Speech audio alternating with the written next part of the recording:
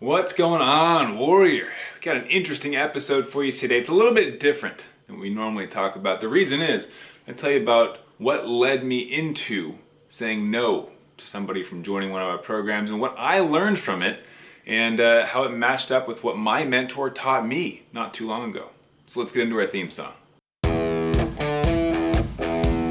I've spent the last 10 years pushing the limits while identifying trends and patterns in my type 1 diabetes management. Follow along as I learn, apply, and share the fitness, nutrition, and lifestyle strategies that I've learned from diabetes experts around the world. The real question is, how can we live fearlessly with diabetes while maintaining stable blood sugars? This podcast is here to give you the answer. My name is Matt Vandevecht, head coach and co-founder of FTF Warrior, and welcome to Pardon My Pancreas. So not too long ago, I was on a phone call with a potential client of ours. Now the way that things work is we take phone calls and we hop on, see where you're at, where you're struggling, and see if it's a good fit, see if we can even help. And if so, we may extend an invitation for you to join one of our coaching programs and to essentially help you to stabilize and predict your blood sugars with our unique blood sugar formula. Now, this particular client, we got through the whole call, great interactions, great conversation, and it looked like we were going to be able to help them. And until the end, we had a bit of a Q&A, right? We open up, say, hey, do you have any questions for us? And this unique person wanted to ask if we had our success rates mapped out. Hey, what's the rate of success with your program? And I was like, great question, right? Our success rate is 100% success for those who do what we say, for those who actually put the work in. And this person goes, oh. And I was like, oh, what do you mean, oh? There's no magic pill here. You have to put the work in. They go, well, so there's no silver bullet, you're saying? And I was like, silver bullet? No, you got to do what you're told if you want to see results, right?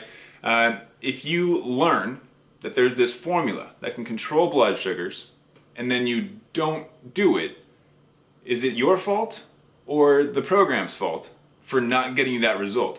If the program taught you what you need to do and you refuse to do it, you're not going to see the results, right? And the conversation went a slightly different route. We ended up not inviting them into the program for part of that reason, right? Because if you're not coachable, if you don't understand the necessary steps you have to take, one of them being to take action, you're not going to get the results. It doesn't make sense for either of us to go through that dance, right? If you're not going to put the required work in, you won't get results. You're going to be mad. You won't get results in our program. Makes us look bad. It's just not a good fit. So we ended up not extending an invitation. But within this, it reminded me of something interesting that a business mentor of mine told me not too long ago. So we were at a conference of sorts in Boise, Idaho, and it was an event that he put on. And in this event, he actually mentioned something that, he shared a story with us. And during one of the breaks, this is where the stories come from, one of the other clients, one of my, I don't know what you call it, co-client, like we're all in his program, right? And this person was talking to somebody else and said, can you believe this guy? He's teaching us the same stuff that he taught us a month ago. And this other person was like a little bit caught off guard, right? And they're like, have you achieved the results that he's promoting? Have you achieved the results that you're after? And the guy goes, well, no, right? And the guy goes, have you done what he's been telling us to do? And the guy goes, well, no. And he's like, okay, then shut up and do the work, right? And it's a little bit blunt, right? But this guy essentially was like, look, you're complaining about not getting results, yet you won't do the work that you know will get you the results. What are we doing here, right? Like, you can't just throw money at this guy that's coaching us and expect results just to pop up out of thin air. You have to take responsibility for your own life. You have to be the one that puts the work in after being told what to do. And so, going back to this conversation that I was having with a prospective client, I mentioned if your doctor tells you you need to take insulin in order to survive, and then you don't take insulin, you can't blame the doctor for you having bad blood sugars and getting complications. You didn't take insulin. He told you what to do. Now you have to go do the thing in order to get the results. In this case, it would be to survive, right? Doctor tells you you need insulin. You go, okay, cool, but don't take insulin. That's your fault. You have to take responsibility for that and understand that it is now your own life that's being impacted by your lack of taking action. So it's this unfortunate mindset that some people fall into where they are no longer coachable. They are bad students. And it's because they have this mentality they can just throw money at problems or let learning solves all of your problems, when in reality, you got to take action, right? Essentially, or not essentially, especially imperfect action. Understanding that waiting for that perfect moment in time, it's never going to come. Take imperfect action, and if you're in a place where you're trying to learn from someone and you don't do what they tell you, then you not getting those results is your fault. It's an unpopular opinion, but it's an unpopular fact. It's not even an opinion. If you don't put the work in that someone tells you to do to get the results that you're paying them to get, it is your fault. Now, this also reminds me of another story that my business mentor told me, right? So that last story, same guy, outside of the conference, he shared a story with us when he was in school, learning about business himself, right? Because he went to college years ago and learned the stuff that he's teaching us. And in college, there was an interesting question asked by one of his classmates. Now the question was, what is the biggest mistake that you see students making? And I want to read this off, because I don't want to get it wrong, because this is an amazing quote from his teacher. Ready? The worst students are the ones who place all of the responsibility of their education on the teacher. Let that sink in for a second. The worst students are the ones who place all of the responsibility of their education on the teacher. In other words, if I show up and pay you to teach me stuff and give me homework and give me tests, but then I don't do the homework and I fail the test because I didn't study and I didn't read any of the books that you told me to read, it's your fault. You failed me, right? No, wrong. If you don't do the work the teacher tells you to do, it is your fault for not seeing those results, right? And I wanted to share this other piece with you guys. You know, anyone that you pay to get you results, and it could be any area of life, right? Could be your doctor, even. This falls into the same category. Your doctor tells you what you need to do.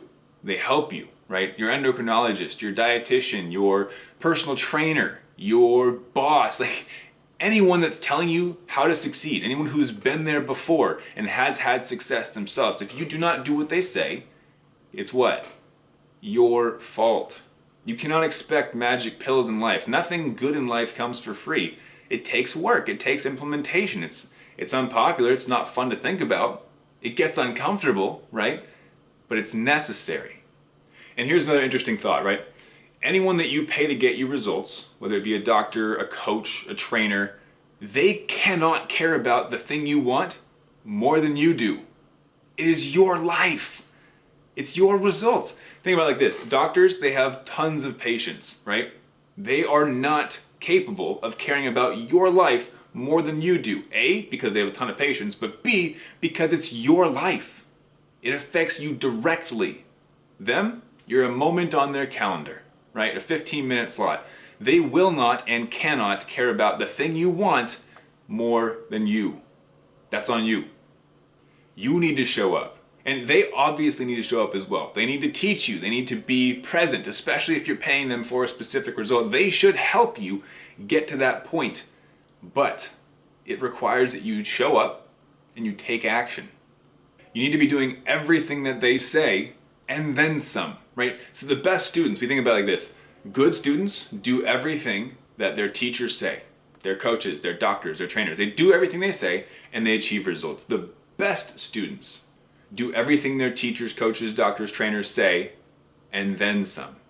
You can follow a program and get great results, or you can follow a program while going above and beyond, doing your own research, trying to achieve even greater heights. There's different levels here, right? Bad student, somebody who doesn't do what they're told, and then they don't get the results and they complain and fuss and, oh no, oh, woe is me, right? My life is so hard because I forgot to do what you told me to do. The good student, I'm going to do what they say. I will achieve these results. I am determined to see success. Those people will see success. They will go far in life. The best students are those who do what they're told. They go to somebody, they say, I'm going to pay you to teach me your thing. They get taught, they implement, they take action, and then some. They'll do their additional research. They follow the process to a T, right? What kind of student are you in life? It could be in anything. You could be reading a book right now. Are you reading the book just to learn? Or are you reading to change your life? Are you trying to implement the things that you are learning from that book? Maybe it's a book about diabetes. Are you reading it and going, huh, that's an interesting concept? Or are you going, huh, I'm going to try that tomorrow, right? The book tells you, hey, you should document your blood sugars, and you go, nah, that doesn't sound fun. I'm not going to do that. Then you're not going to get the results, right? If the book says, hey, cut out fat from your diet, see what happens to your insulin sensitivity, and you go, that sounds difficult. I don't know if I want to do that. Well, then you're not going to get the results that they are promising, right? I'm not saying you should do everything that you read because maybe it doesn't align with your goals. But if you are trying to achieve a specific goal and someone or something that you know has achieved that result is telling you what to do and you refuse to do it, that's on you. So I want you to ask yourself, am I coachable? Am I a good student? Right? And honestly, the way that you react to this episode would be a good indicator of what kind of a student you are. If you're feeling triggered right now and upset and uncomfortable, it's a good chance that you're a bad student. I'm just going to lay it out there. There's a good chance that if we got on a phone call, I wouldn't extend an invite to our program to you either, because we don't accept bad students into our programs. But if this episode is setting a fire inside of you, if you've got a grin on your face because you're like, yeah, this guy knows what he's talking about, I have to take action if I expect to see results, then you're in the right place. And I expect you to continue watching these videos to not only learn, but also to implement on strategies that I give to you. Do the things that you know will get you the results that you're after, right? And this applies to everything, overall in life. This is not just a coaching thing, right? Are you reading books? Are you listening to podcasts? Are you attending classes? Are you trying to learn something new in any aspect of life? And you expect to see results without doing what you're told? Seriously, think about that. Are you a good student or a bad student? If you're not achieving results in life, maybe it's weight loss, maybe it's a promotion at work. If the steps are laid out for you and you refuse to follow those steps, then you need to take responsibility for your own life, for your own actions, or lack of actions in that case, and start making some changes, right? This could be in your diabetes management as well. If you're getting doctors and endos, trainers, nutritionists, dietitian, coaches like myself telling you what you need to do to see more stable and in-range blood sugars, more predictability throughout your day, throughout your night, how to lower your A1C, and you sit there and do nothing, then it is your fault for not seeing that success.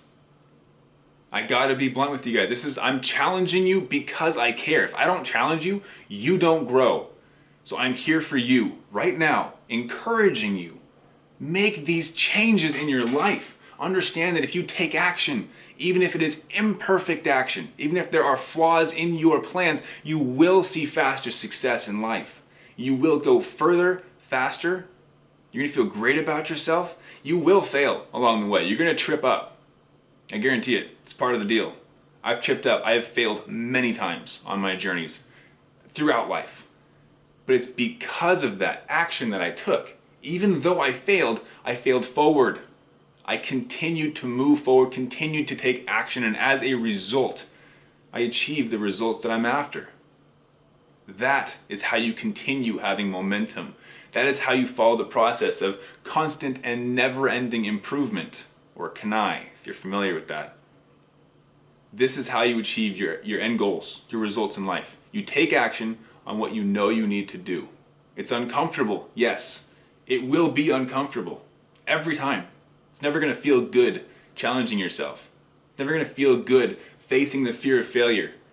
But it's necessary for you to move forward and continue striving to reach these new heights, these new goals in your life. Now, obviously, I'm talking to you from a diabetes perspective. I'm a coach, trainer, nutritionist. This is what I do. This is what I'm passionate about.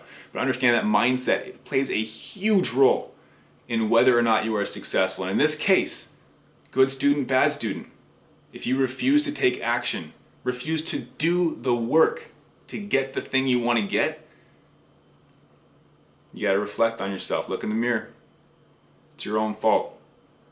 Which also means that your success is also your own fault, right? After you look back on how many successes you've had, realizing it's because you took action, that means that you have yourself to thank. It's not somebody else who gives you success. You earned that. Your good blood sugars, you earned it because you took action. It's a good feeling.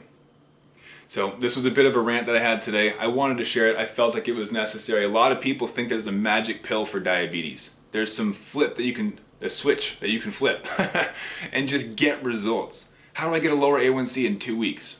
Are you kidding me? There is no shortcut. You have to put the work in.